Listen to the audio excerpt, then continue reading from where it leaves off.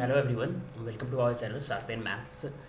आज हम लोग ये क्वेश्चन देखेंगे जो कि जैम 2025 में पूछा गया है। जैसा कि मैं चैनल पे वोटिंग करवाया था किस चीज़ का रिक्वायरमेंट है और कौन से टॉपिक में लोग इंटरेस्टेड है। लाइक ऑप्शन था कि टॉपोलॉजी कंप्लीट कोर्स और GATE NET JAM previous year solution topic wise solution. तो मैं गेट नेट का ऑलमोस्ट रियल कॉम्प्लेक्स के प्रीवियस ईयर के सॉल्यूशन अपलोड कर चुका हूँ। तो रिसेंट वीडियोस आप जाके देखोगे चैनल के प्लेलिस्ट या चैनल्स पे तो वो मिलेंगे।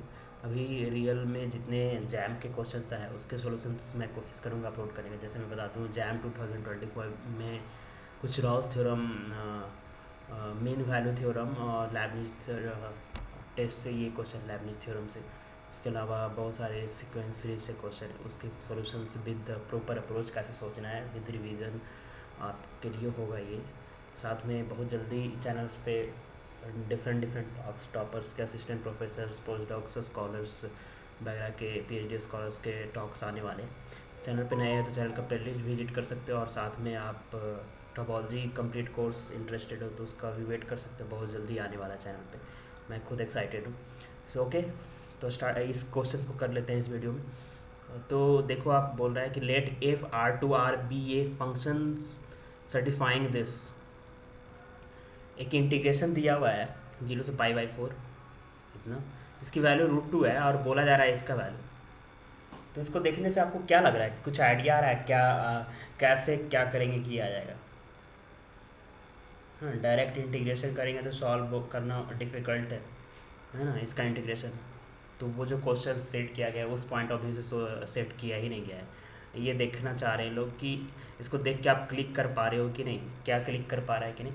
जस्ट लेबनीज टेस्ट जो बोलते हैं, जस्ट डिफ्रेंसिएशन ऑफ इंटीग्रेशन, है ना, वो लगा पा रहे हो, उसको दिमाग में ला पा रहे हो कि नहीं।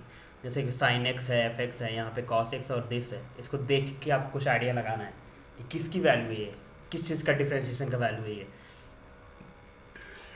तो देखोगे तो कुछ पता चल जाएगा किस चीज़ का डिफ्रेंसिएशन का वैल्यू है।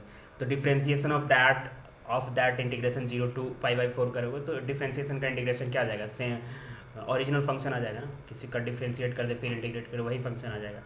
उसके हेल्प से इसकी वैल्यू आ सकती है। So you have to decide which function has differentiation this, है ना। तो क्या होगा, तो देखोगे तो यहाँ साइन एक्स है, एफ एक्स है, ये है। इसको देख के लग रहा होगा 0 से इंटीग्रेशन एक्स आपको कि इसका अगर हम डिफ्रेंशिएशन करेंगे तो एफ एक्स आ जाएगा, है ना। जानते हो आप लोग इंटीग्रेशन का डिफ्रेंशिएशन क्या होता है, लेबनिज थ्योरम पढ़ते हैं हम लोग। तो इसको हम लोग ऐसे लिख सकते हैं, साइन एक्स 0 से x F T D T. अगर इसको हम लोग जी एक्स मान लें तो d/dx क्या आएगा? दो फंक्शन हो गया, प्रोडक्ट हो गया u/v। तो उसका डिफ्रेंशिएशन कैसे करते हैं, एक को कांस्टेंट मानेंगे तो साइन एक्स करोगे तो ये क्या आ जाएगा इंटू इसका डिफ्रेंशिएशन। इंटीग्रेशन का डिफ्रेंशिएशन क्या होता है, तो ये पता होना चाहिए कैसे होता है। ठीक है, तो आप एफ एक्स लिखोगे यहाँ पे तो ये एफ एक्स आ जाएगा। ठीक है, सो प्लस अब हम लोग साइन एक्स का कर देते तो कॉस एक्स हो जाएगा और ये 0 to x F T D T. ठीक है, तो ये हो गया। तो यही चीज़ तो अंदर में है ना, इसका मतलब हम बोल सकते हैं ये है आपका 0 से π/4 d(dx) of sine X 0 to x F T D T. यही है करेक्ट, और डी एक्स बाहर में है, इसकी वैल्यू कितनी है √2 है।